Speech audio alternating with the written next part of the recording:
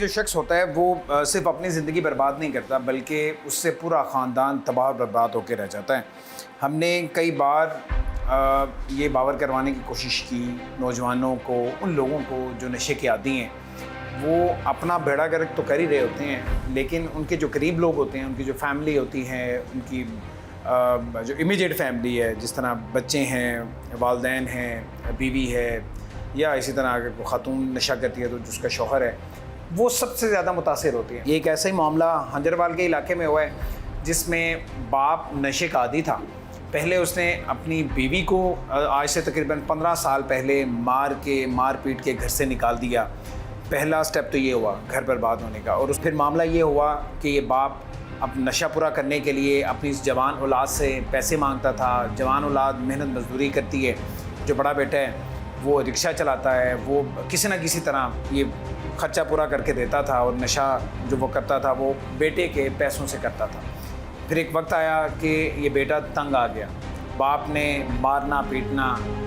जिस दिन ये बाप कत्ल होता है बेटे के हाथों, उस दिन भी बाप ने अपने बेटे को शदीद तशद्दुद का निशाना बनाया और फिर बेटे ने गुस्से में आके अपने बाप को कत्ल कर दिया। नाज़रीन, हर वो चीज जो इंसानी जिस्म और जहन को मफलूज कर दे नशा है। दोस्तों की गलत सोहबत इंसान को नशे का आदी बना सकती है। नशा जहां इंसानी सेहत की बर्बादी करता है, वहां पर ये इंसानी अखलाकियात और इंसानी जिंदगियों की तबाही का भी सबब बनता है। किसी भी इंसान का ताल्लुक सिर्फ अपनी जात तक महदूद नहीं होता, बल्कि उसका ताल्लुक समाज से भी है। उसके खानदान में उसके वालिदैन, बहन भाई और बीवी बच्चे होते हैं। नशा इन खूबसूरत रिश्तों को उजाड़ कर रख देता है। आज के मुजरिम कौन में हम आपको एक ऐसी दास्तान दिखाने जा रहे हैं जिसमें नशे ने एक नहीं बल्कि कई जिंदगियां खत्म कर दी। नशे को पूरा करने के लिए बाप ने अपने बच्चों को कम उम्री में ही काम काज पर लगा दिया ताकि उसका नशा पूरा होता रहे। एक दिन ऐसा आया कि बेटे ने तंग आकर अपने ही बाप को कत्ल कर डाला। कत्ल का ये वाकया लाहौर शहर में पेश आया। मुल्जिम तारिक एक रिक्शा ड्राइवर था। उसका बाप गुलशन टाउन में इंतजार कर रहा था कि कब उसका बेटा आए और वो उससे पैसे ले। कम पैसे मिलने पर बाप ने बेटे को लोगों के सामने मारना पीटना शुरू कर दिया। इस बात पर बेटे को गुस्सा आ गया और उसने करीब पड़े डंडे से बाप के सर पर वार करके उसे शदीद जख्मी कर डाला। 4 दिन अस्पताल में जिंदगी और मौत की कश्मकश में रहने के बाद मकतूल जिंदगी की बाजी हार गया। क्या मुल्जिम अपने बाप से तंग आकर उसे कत्ल कर देना चाहता था? मकतूल को जख्मी हालत में अस्पताल कब, कैसे और किसने मुंतकिल किया? मकतूल आखिर कब से नशे का आदी था? पुलिस को इस वाक़े की इत्तला किसने दी? क्या मकतूल के भाई उसके मुल्जिम बेटे को सजा दिलवा पाएंगे? जानिए मुजरिम कौन में। मैं इस वक्त हंजरवाल थाने में मौजूद हूँ। मेरे साथ अली हसनैन साहब मौजूद हैं जो कि इस केस के तफ्तीशी हैं। तो कुछ तफसील मैंने आपको बता दी, ज़रा मज़ीद तफसील से डिटेल में हम बात करेंगे अली भाई से और ये बताएंगे कि मामला हुआ क्या है, उस दिन जब वक़ूआ हुआ कहाँ पे हुआ और किस तरह से इस बेटे ने अपने बाप को कत्ल किया। बहुत शुक्रिया आपके वक्त का। सबसे पहले ज़रा वक़ूए की तरफ आ जाते हैं। 15 पे कॉल चली होगी यकीनन जी। 15 पे कॉल क्या थी? आप जब मौके पे पहुँचे तो क्या देखा, मौका क्या था? तो 15 की कॉल आई है कि जो मुद्दई है इसने कॉल किया कि मेरे भाई को फायर लग गया है, पुलिस की मदद चाहिए। ठीक है। तब उन्होंने नहीं बताया कि किसने मारा, क्या हुआ है। ठीक है। मौके पे पहुंचे हैं तो हमारे जाने से पहले इसको शिफ्ट कर चुके थे 1122 के। वो शदीद जख्मी था। ठीक है। वहाँ से लोगों से पता चला है कि यहाँ पे फायर नहीं लगा, लड़ाई झगड़ा हुआ है। ठीक है। तो इसे अस्पताल शिफ्ट कर दिया था? किस अस्पताल में? जिन्ना हॉस्पिटल में। तो आप मौके पे पहुंचते हैं, वहाँ से पता चलता है कि जो जख्मी शख्स है मजरूब है वो तो अस्पताल में। ठीक है। हॉस्पिटल पहुंचे हैं, वहाँ से चेक किया तो उन्होंने कहा कि ये अभी स्टेबल नहीं है, बयान नहीं दे सकता, इसकी हालत नहीं है। ठीक है। तो वो वापस आए तो इन्होंने एप्लीकेशन दी जिस पे मुद्दई है जो मकतूल है उसका भाई है। ठीक है। मारने वाले का चचा। ठीक है। वो मुद्दई बना है। ठीक है। उसकी मुद्दईयत में ये FIR हुई है। ठीक है। एप्लीकेशन क्या दी, उसमें क्या उसने बताया कि लड़ाई झगड़ा हुआ कैसे था और कहाँ पे हुआ था? एप्लीकेशन में उसने अपने भतीजे का जो मरने वाला है उसके बेटे का नाम लिया कि दोनों बाप बेटा में लड़ाई हुई है। ठीक है। जिसकी वजह से वो उसने डंडे मारे हैं। ठीक है। और वो जख्मी हो गया और वो हॉस्पिटल चला गया। तो हसनैन साहब ये सारा मामला हुआ कहाँ पे? ये घर के अंदर हुआ है, घर के बाहर हुआ है? ये एक न्याज बेग में आबादी है। टाउन। ठीक है। तो वहाँ ये पिंकी रिक्शा चलाता है, ठीक है। सवारियाँ लेके आया। हाँ। इसका वालिद वहाँ पे शॉप पे खड़ा हुआ था, इसका इंतज़ार कर रहा था कि ये आए, मुझे पैसे दे, मैं अपना नशा लूँ। ठीक है। इसने कहा कि जी ये अब्बा जी 200 रुपया है मेरे पास, ले लें। ठीक है। उसने कहा कि तुमने मुझे लेट पैसे क्यों दिए।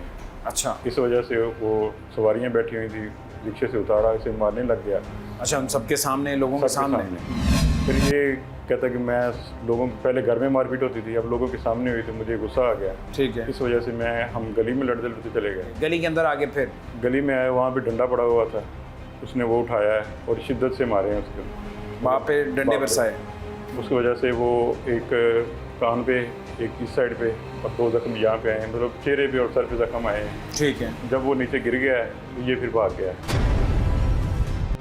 22 जुलाई के दिन मुद्दई ने पुलिस को 15 पर कॉल की। कॉल करने वाले शख्स ने पुलिस को बताया कि उसके भाई को गोली लग गई है और इस मामले में उसे पुलिस की मदद दरकार है। पुलिस जब मौके पर पहुंची तो मकतूल उससे पहले अस्पताल मुंतकिल किया जा चुका था। चश्मदीद गवाहों से पुलिस को मालूम हुआ कि मकतूल को गोली नहीं लगी, बल्कि उसके अपने बेटे से लड़ाई के नतीजे में सर पर चोट आई है। मकतूल का बयान लेने के लिए पुलिस जब अस्पताल पहुंची तो अस्पताल इंतजामिया ने उसे बताया कि मुतासरा शख्स की हालत बहुत नाजुक है, जिसके बायस वो बयान देने के काबिल नहीं। दूसरी तरफ मुद्दई ने FIR में लिखवाया कि उसके भतीजे की उसके भाई के साथ लड़ाई हुई थी, जिसके नतीजे में उसका भाई शदीद जख्मी हो गया था। लड़ाई का ये वाकया गुलशन टाउन में पेश आया।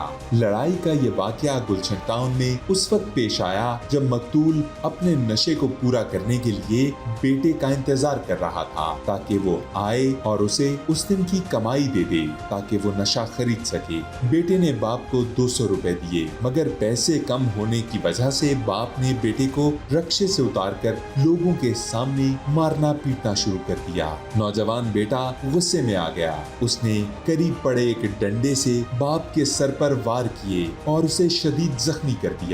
रक्षा छोड़कर मुलजिम मौके से फरार हो गया। इस वाक़े के बाद मकतूल को अस्पताल कब और किसने मुंतकिल किया, मकतूल पुलिस में कितने दिन तक जिंदा रहा, पोस्टमार्टम रिपोर्ट में क्या पता चला और सबसे बढ़कर पुलिस ने मुलजिम को कहां से गिरफ्तार किया।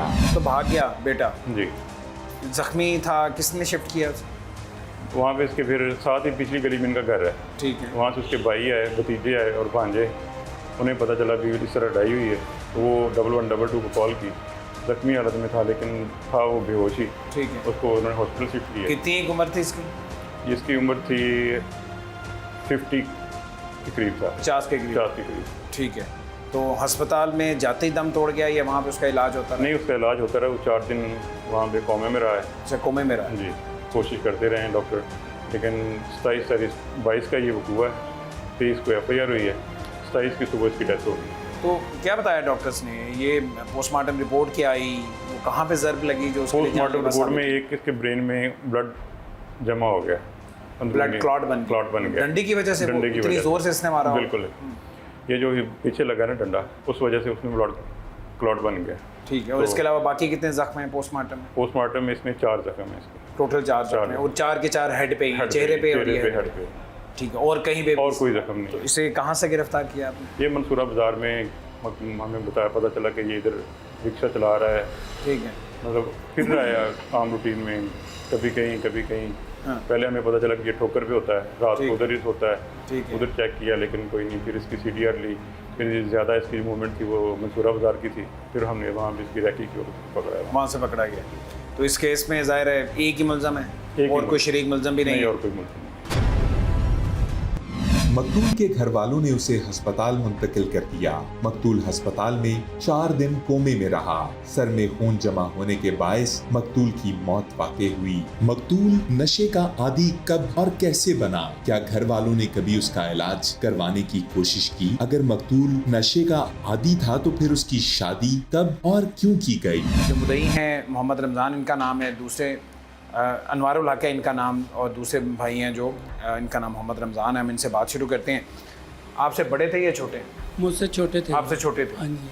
तो ये बचपन से नशा कर रहे हैं? जी सर, ये तकरीबन 16-17 साल की उम्र में नशा करता था। अच्छा। हाँ जी। तो ये नशे का आदी कैसे हुआ, किसने इसे नशे पे ये लगाया? सर ये शाहपुर कलर दीनानाथ गांव है, ठीक है, वहाँ पर उस दौर में ना चौरी पान की फैक्ट्री होती थी शराब की, ठीक है। तो वहाँ पर काम करता था, तो वहीं अच्छा। से वो नशा कर। अच्छा, हाँ जी, तो ये इसी शहर में, लाहौर में? हाँ जी, ये ठोकर न्याज बेग शाहपुर कांजरा में। ठीक है, तो वहाँ से ये नशे का हाँ जी। आदी हो गया। आदी हो गया। तो यकीनन आप लोगों ने बड़ी कोशिश की होगी, हमने- इसका कभी कोई इलाज भी करवाया? इलाज सर इसका हमने बहुत दफ़ा कराया है, लेकिन इसका ना ग्रुप और न्याज बेग में बना हुआ था, ठीक है, वो सारे रात को इकट्ठे होके ना फिर नहीं छोड़ते थे। ठीक है। हत्ता कि हमने कई दफ़ा ना जो चर्च पीने आते थे ना, हमने उनको मारा भी है।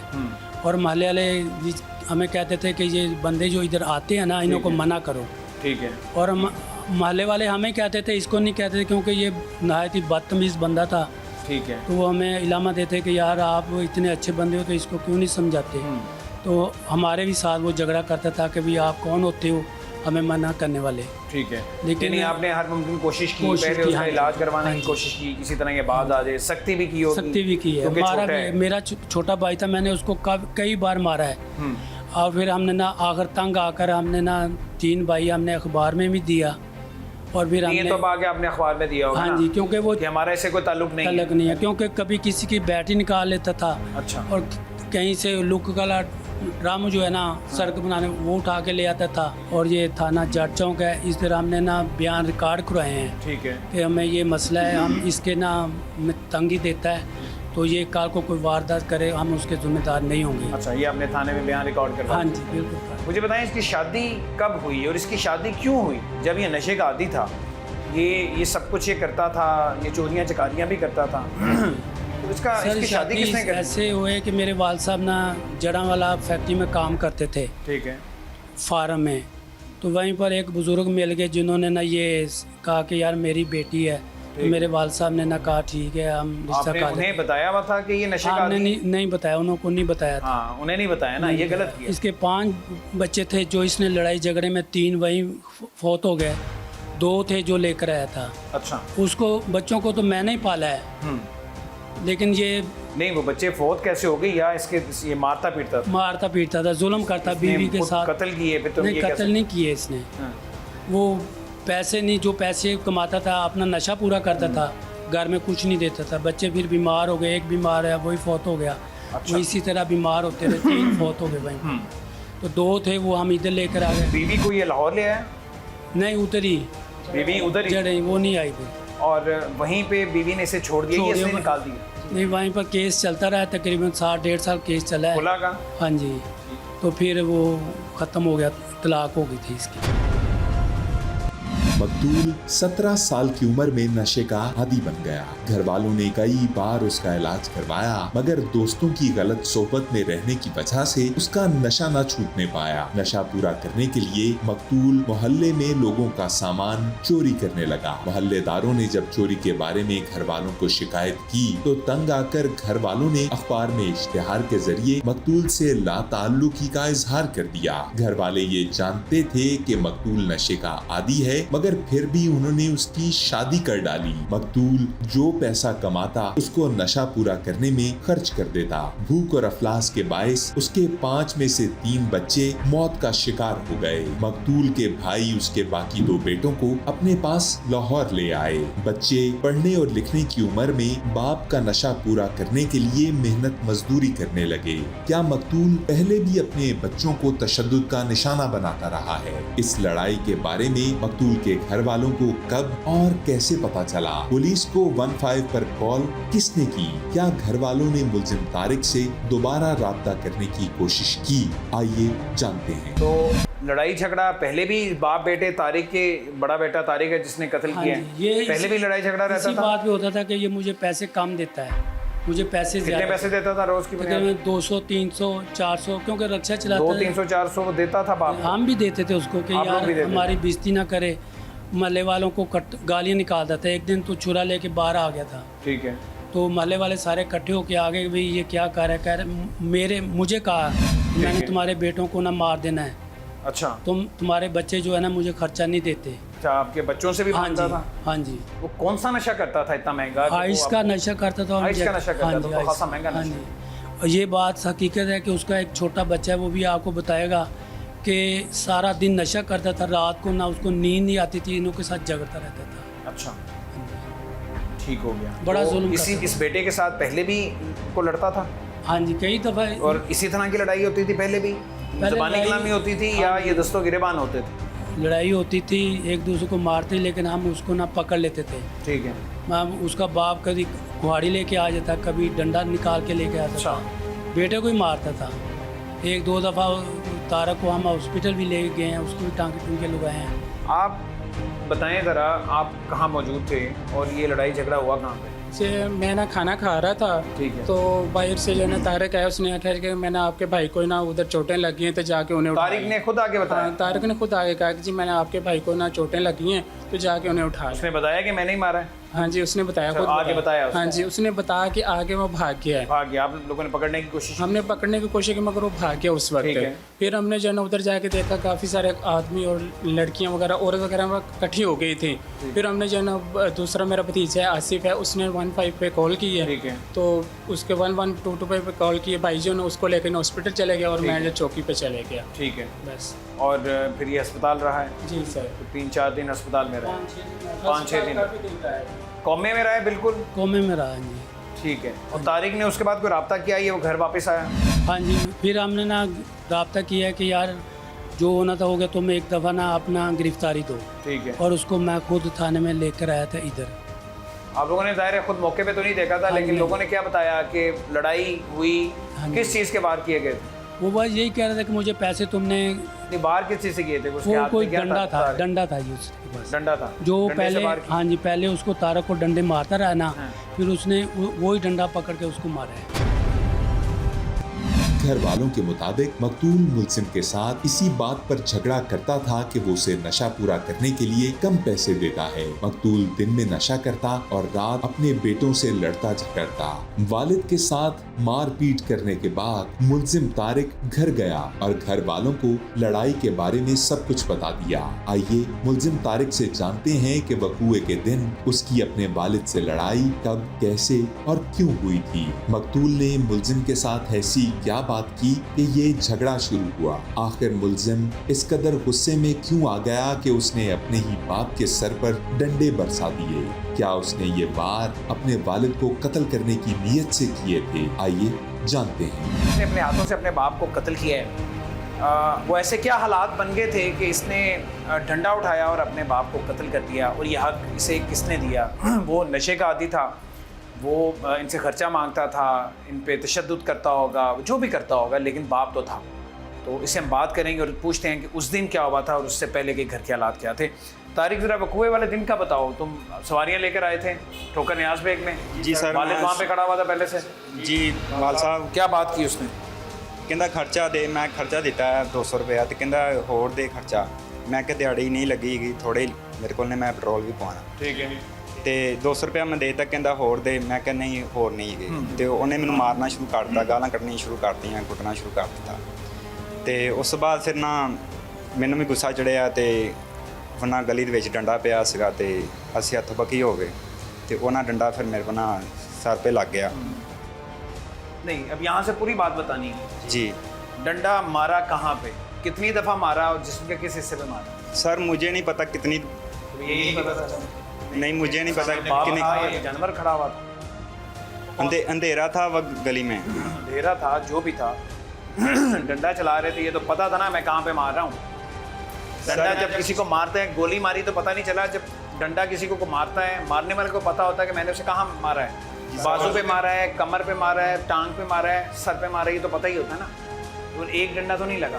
जी सर। कितने डंडे मारे तुमने?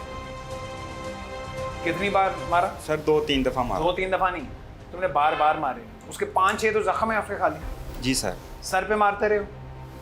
जी सर मैं कह रहा हूँ ਮੈਨੂੰ नहीं पता है कि मतलब कि सर ते वज्जा है या किते बाजू ते वज्जा है, अंधेरा है सीगा। क्योंकि अगर तुम्हारी नीयत उसे कत्ल करने की ना होती, मारने की ना होती, तो उसके सर पे वार ना करते। उसके सर पे तुमने वार की और बार बार किए। इसका मतलब है कि तुम चाहे भी उससे तंग थे, जो भी मामला था, लेकिन उसे जान छुड़ाना चाह रहे थे, उसे मारना चाह रहे थे। नहीं सर इस तरह तो नहीं था, लेकिन इस तरह नहीं था। गुस्से में हो गया जो हो गया। मुलजिम ने बताया कि उसने मकतूल को नशा पूरा करने के लिए 200 रुपए दिए और कहा कि आज के दिन की कमाई कम हुई है। इस पर मकतूल ने मुलजिम से लड़ना झगड़ना शुरू कर दिया। बेशुमार देखने वालों के सामने बिला वजह डांट पड़ने पर मुलजिम को गुस्सा आ गया। दोनों के दरमियान हाथापाई हुई और गली में पड़े हुए एक डंडे से मुलजिम ने मकतूल पर वार कर दिया। मकतूल शदीद जख्मी हुआ। आइए अब पुलिस से जानते हैं कि उसने इस केस में क्या सबूत इकट्ठे किए हैं। कि इस फील्ड में काफ़ी साल से हम भी रोज़ रिपोर्ट कर रहे होते हैं, तो इस तरह के केसेस का, इस तरह की कहानियों का जो इख्तिताम है वो तो सुलह पे ही होता है। तो कोई ऐसा मामला भी चल रहा है? ज़ाहिर बात है, वो अब रिलेटिव हैं, भाई मर गया है, ठीक है। उसके बच्चे 2 ही बच्चे हैं, वो इस तरफ माइंड उनका जाएगा। ठीक है। लेकिन हमारी पुलिस की पूरी कोशिश है कि हम इसको सजा दिलाएं। ज़ाहिर है आप तो क्या कहते हैं, इसे जेल भिजवाएंगे, बिल्कुल। चालान मुकम्मल करवाएंगे, सब कुछ करेंगे, तो अल्टीमेटली तो ज़ाहिर है मुद्दई का हक है कि उसे माफ़ कर दे। स्टेट भी तो ज़ाहिर है उसके पास भी तो हक है ना कि वो भी तो इस केस को टेकअप कर लेती है। तो अगर इसी तरह ये मामला चलते रहेंगे, बेटे बाप को, बाप बेटों को नशों की वजह से या किसी भी वजह से कत्ल करते रहेंगे, अपना ही कोई मुद्दई बन जाएगा, खूनी रिश्ता होगा, वो माफ़ कर देगा, तो ये तो इस तरह से तो जुर्म रुकेगा ही नहीं। फिर आप लोगों की सारी एक्सरसाइज, इतनी मेहनत, एफर्ट, ये सारी चीज़ें ऐसी चलती रहेंगी। आप समझते हैं कि स्टेट को भी आगे आना चाहिए और मुद्दई बनना चाहिए इस तरह के केस? नहीं, हमारी तो यही है कि हम जो भी मुलजिम हो, जो जुर्म करे, उसको सजा मिले। ठीक है। अगर वो मुद्दई हट जाता है तो स्टेट को चाहिए कि इसको टेक ओवर करे और उसको फॉलो करे। अभी क्या स्टेटस है? रिमांड पे है मुलजिम? रिकवरी आपने कर ली? मुलजिम रिमांड पे है, कल इसको पेश किया था कोर्ट में। 5 दिन का रिमांड है, ठीक है। इससे रिकवरी करनी है। पुलिस के सब इंस्पेक्टर हसनैन के मुताबिक पुलिस मुलजिम को सजा दिलवाने की पूरी कोशिश करेगी, मगर नशे की वजह से मकतूल के भाई भी उससे तंग थे। आइए उनसे जानते हैं कि क्या वो मुलजिम को सजा दिलवाना चाहते हैं या नहीं। ये जानना भी जरूरी है कि अगर मुलजिम को सजा हो गई तो क्या घर वाले उसके छोटे भाई की जिम्मेदारी उठाने को तैयार हैं? चलिए, अब तो मुलजिम पकड़ा गया, आपका भाई था, तंग तो आप सब उससे थे, लेकिन खून था, भाई तो था ना। हाँ फिर जी। सबसे बढ़ के वो इंसान था चिंता है। और एक इंसान को कत्ल किया है। अब मारने वाला वो भी अपना ही है, हाँ जी। अपना खून ही है, मरने वाला वो ज़ाहिर है वो तो खून है ही, भाई है छोटा। तो अब क्या चाहते हैं आप लोग? सजा दिलवाएंगे नहीं या सर, इसे माफ़ बात कर यह है कि उसका एक छोटा बच्चा है, हाँ। तो वो बीमार पड़ा है। ठीक है। किसका छोटा बच्चा? ये एहसानुल्लाह का, अच्छा, तारा का तारिक का छोटा भाई। वो अकेला है। वो रो रहा है कि यार ना मेरा प्यो रहा, ना मेरा भरा रहा, ना मेरी माँ रही है, मेरे भरा नूं ते बचाओ। तो इसलिए ਅਸੀਂ यही कोशिश करने कि चलो 2 भरा होंगे, अपना बैठे रहेंगे, ਅਸੀਂ ਉਹਨਾਂ ਨੂੰ संभाल लवांगे।